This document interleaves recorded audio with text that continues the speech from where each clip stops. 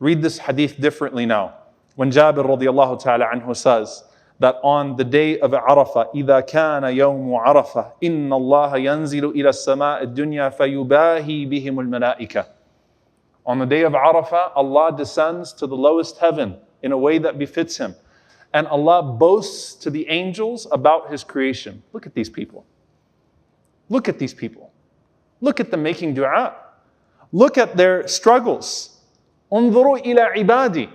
SubhanAllah, like Allah is attributing the servants to Himself, which is again the greatest form of tashrif, the greatest form of honoring them.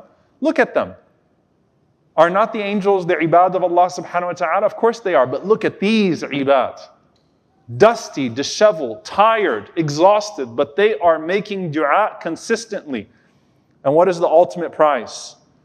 Ya malaika, O my angels, أشهدكم أني قد غفرت لهم. I want you all to bear witness that I've forgiven them.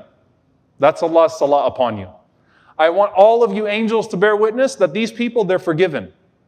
I've given them amnesty. Now what do the angels do in general? يَسْتَغْفِرُونَ لِلَّذِينَ آمَنُوا, right? They seek forgiveness for those who believe.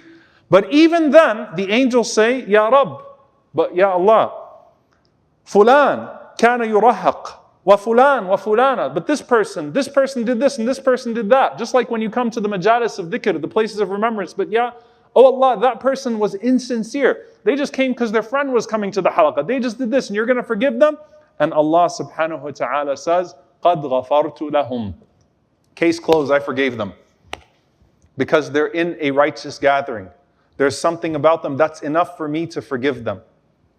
And so the next time you hear, أُولَٰئِكَ عَلَيْهِمْ صَلَوَاتٌ مِّن رَبِّهِمْ وَرَحْمَةٌ.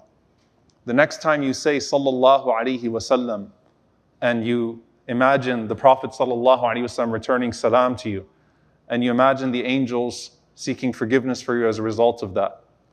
The great prize is when Allah mentions your name to the angels in the highest heavens and particularly mentions your name in the capacity of forgiveness.